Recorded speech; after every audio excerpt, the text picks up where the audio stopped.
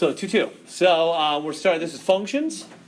So they're giving me f of x equals 7x. That's the starting function. And then in part A, they're asking what is f parentheses negative 20? What do we do? Well, that negative 20, I'm going to plug that in for x. That does not mean multiplication. Did you know parentheses don't always mean, well, they often do, but they don't always mean multiplication in math. They can mean different things. And here it means plug in. Let me write it out over here a little better. When they write function notation like this, the parentheses in the x, it's kind of like a toaster. It's like whatever you put in right there, it's like putting it in a toaster. It's going to slide down and show up right over there. That's what that notation really means. That's what that x means. It means, hey, whatever you insert here is going to show up right there next to the 7. And since it's right next to the 7 with no symbol in between them, what relationship does that mean between the 7 and the x?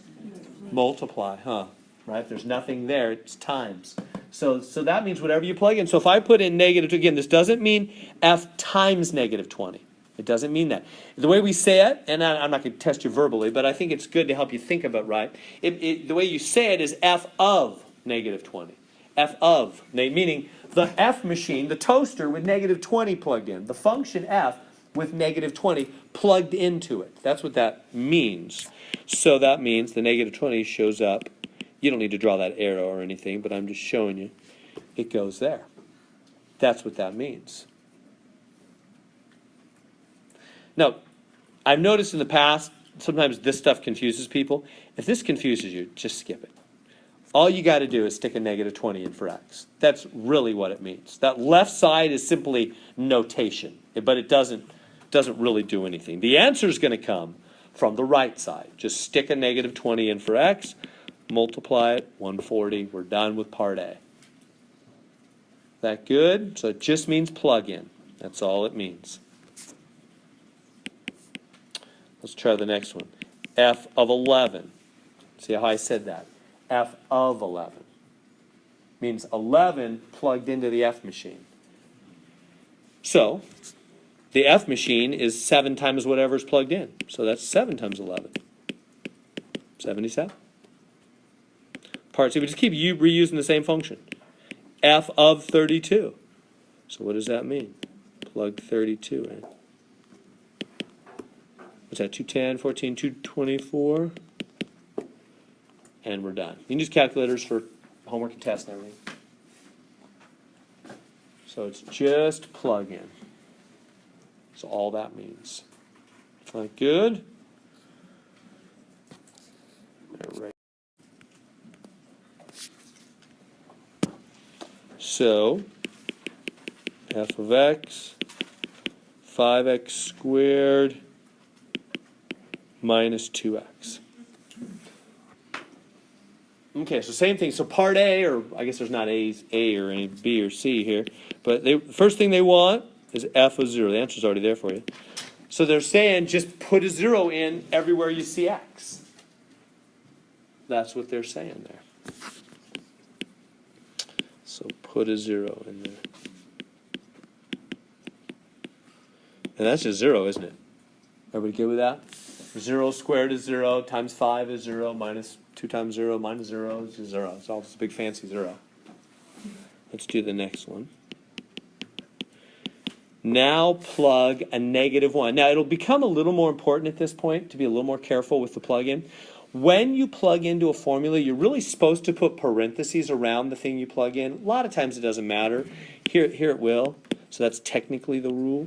So I'm going to put parentheses around it. I guess I always have been. So yeah. So there we go. So just whenever you plug into a formula, I'm going to put parentheses around the thing you're plugging in.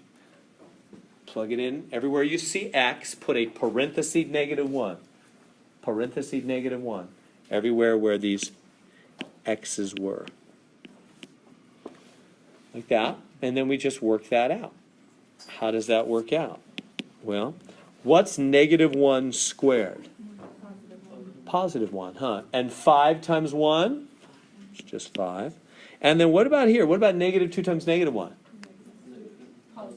Yeah, 2 negatives, positive, huh?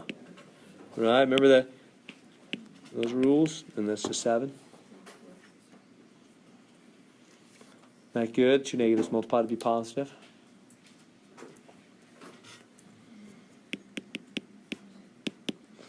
All right. Can you do the last one? Let me whipping it out. Do the f of 2. Put in 2 there.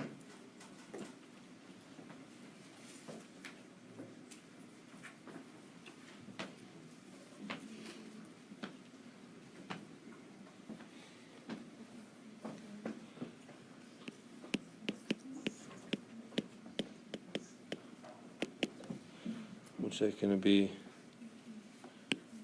down here.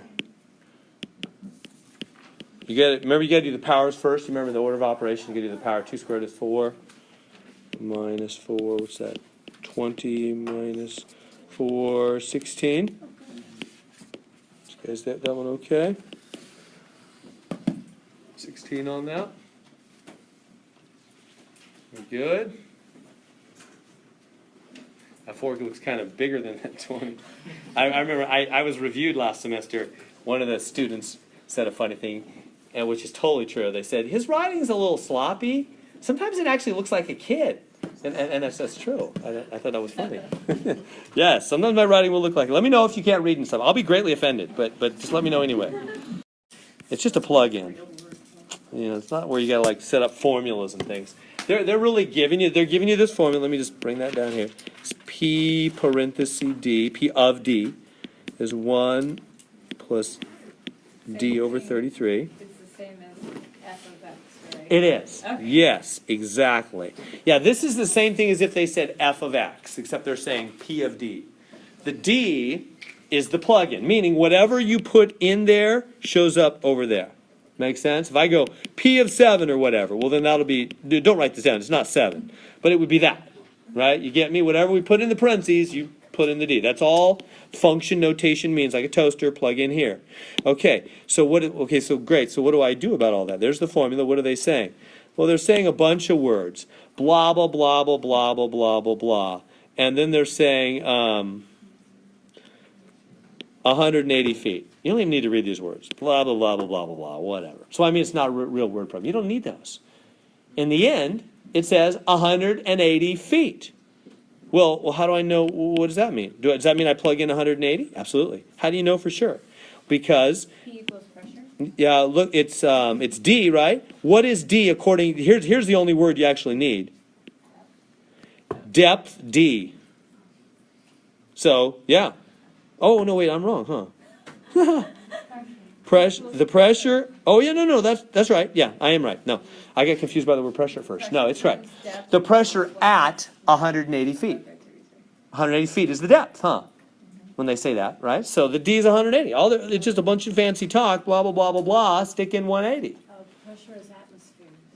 Right, but it's at 180 feet. So I just plug in the 180 for D. You with me? See how that's all we need? It's not a real word problem. You can just read the last line. 180 feet. Put in 180. Now, okay, so now we have a new problem. What do you do with that? I mean, how do I get that from that? I mean, what? Well, do you remember? What do you remember about fractions? Do you like fractions? How do we add these together? Common denominator. Yeah, common denominator would be a good idea. You actually could make it a mixed number. That is 1 and 180 33rds. And you can just multiply the bottom out of the top. That'd work too. But anyway, I don't know if you think of that. 1, how do you, if you want to do common denominator, that's probably what you'd more commonly think of.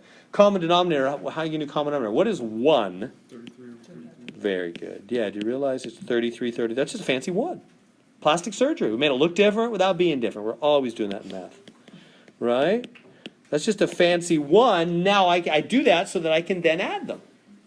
Right? That's just a fancy 1. I haven't changed anything, just change the way it looks so that I can do what I need to do.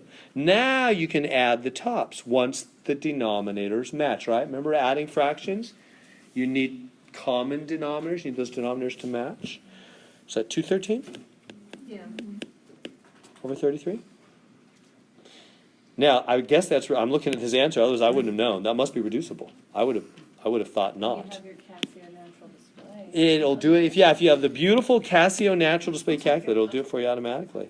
I was just talking about that calculator last night. My daughter was looking for a I calculator. heard so many plugs for it last semester. I know, I should be a salesman for that thing. They should give me a commission. So divide by 3 top and bottom, and you get the 71/11ths. If your calculator doesn't reduce automatically like the Casio natural display does. There we go. That good? If you do need, don't buy it if you already got one. But if you're gonna buy a calculator, Casio Natural Display is by far the best. It is. It just simply is. All right, good there. We good? It's about this. Find to leave the top bigger. Doesn't matter. When they say simplified fraction, they don't mean the top has to be smaller. That's fine. You don't change the mixed number. That's fine as long as you've divided out all the commonness. That's nothing going on here. Okay, so f of x equals negative. Yeah, when they give you f of x or any function, they could give you g of x, h of x, whatever. It's all just y. Just make it y. That's by common agreement. There's not logic for that. That's just what the math science world agreed. Function letters will be the y in the equation. So you just make it y automatically. So graph it. You know how to do that. We did that in the last section. So it's just y equals negative 5x plus 4. Are we going to like make an XY table and plug in 0, 1, 2? Is that the kind where we make the table?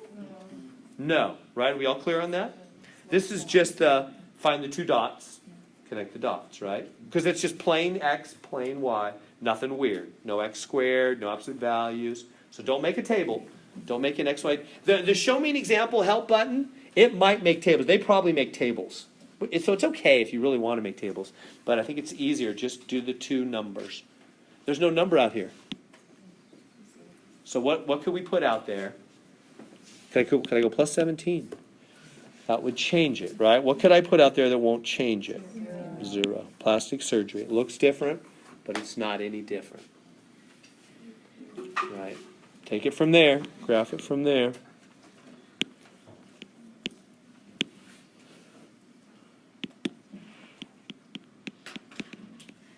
Start at that one. So it's right in the middle, right? Start at 0. And then the minus 5, put it over 1, right? It's still minus 5. And then rise over run. So go down 5, 1, 2, 3, 4, 5. Down 1, 2, 3, 4, 5. Over 1. Connect the dots. We got it. So it's the same thing as we did in the last section. The f of x is just a y. That good?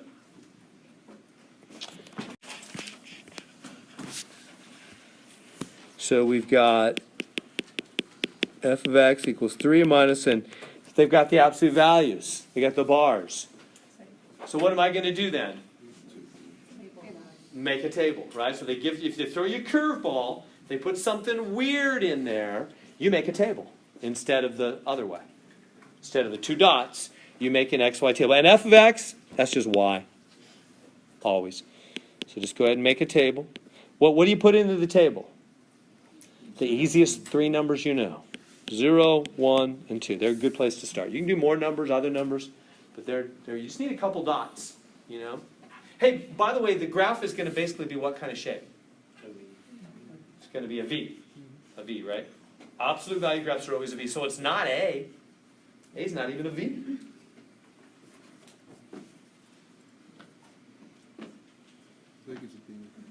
Yeah, maybe, huh? That's the way the real test will be, too. There'll be little check marks. By the way. Please. That would be nice, huh? Don't make my life easier.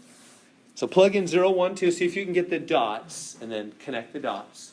You're expecting a V shape whenever you see absolute value.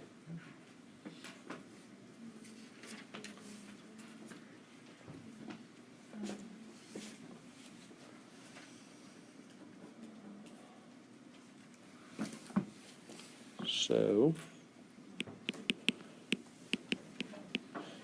3 minus 0, 3. So that's my first dot. Let me do my other two. So the next one is 3 minus absolute value 1. So it's just 3 minus 1, 2. Absolute value 1 is just 1, right? 3 minus absolute value 2. 3 minus 2 is 1. All right, so where are those dots? This is 2, 1.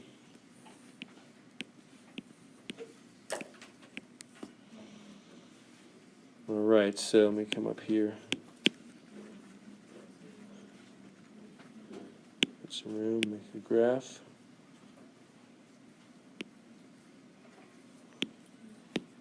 So put those 3 dots on the graph.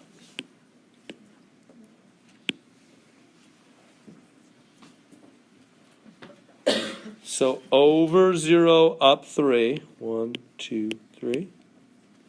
Over 0, up 3.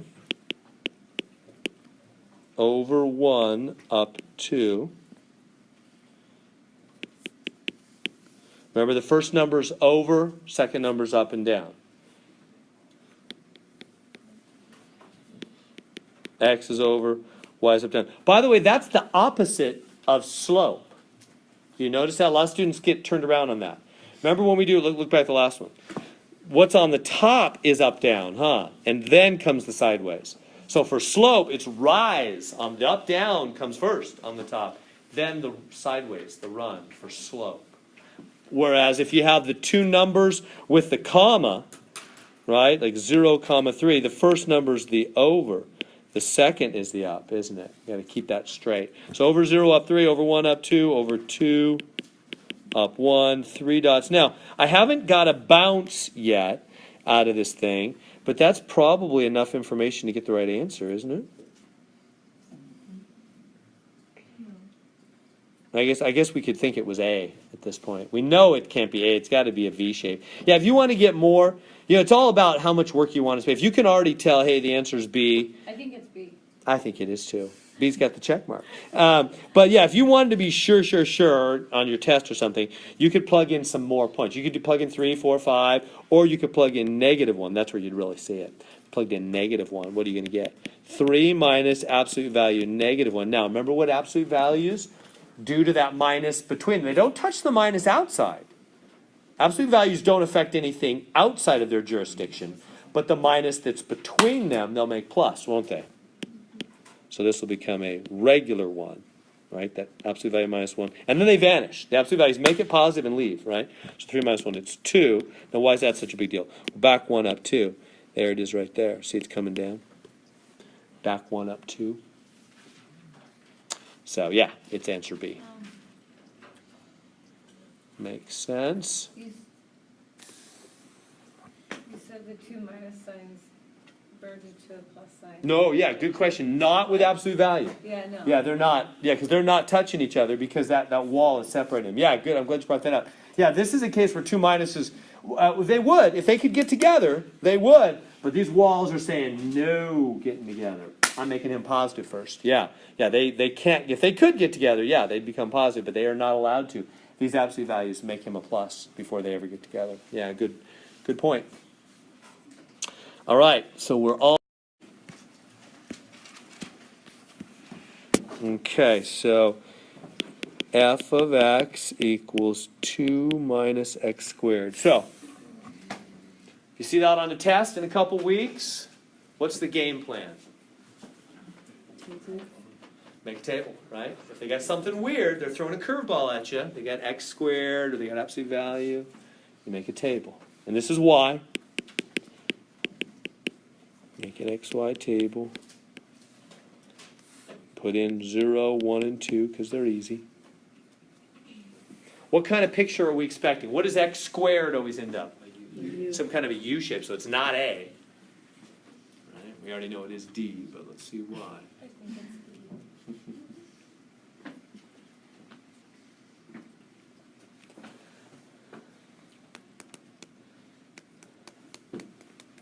By the way, that negative in front of the x squared is what makes it go down. We'll get it. You don't have to memorize that stuff for now. Later, we'll get all, a lot later, 2.5, 3 months from now. We'll get into all that. I might just make the table. It'll work out.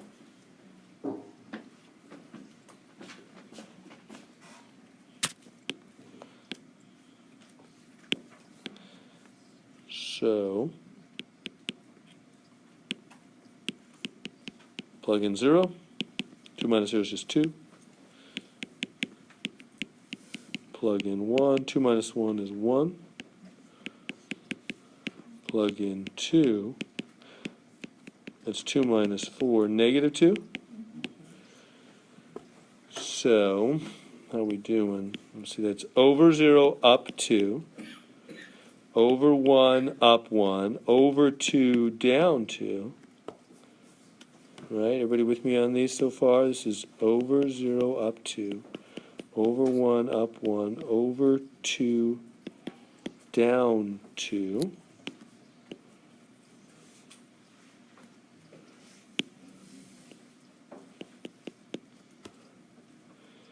Now that's just part of the U shape. That's good enough. You can tell it's answer D at this point. Well, yeah, you can tell it's not B because B starts right in the middle, doesn't it? See how B is right in the middle? We're starting above the middle, aren't we? You could just tell with 2, right? Yeah, even 2 dots was enough to tell, right? So we know it's D. If you need to do more, to be sure, go ahead. You'd have to plug in some negative, like a -1. That would start giving you the other side of the graph. 2 minus -1 squared, that'd be 2 minus 1, because -1 squared is regular 1, so it's 1. So see, back 1, up 1's right here. It's starting to give you that other side. So there it is. There's the graph.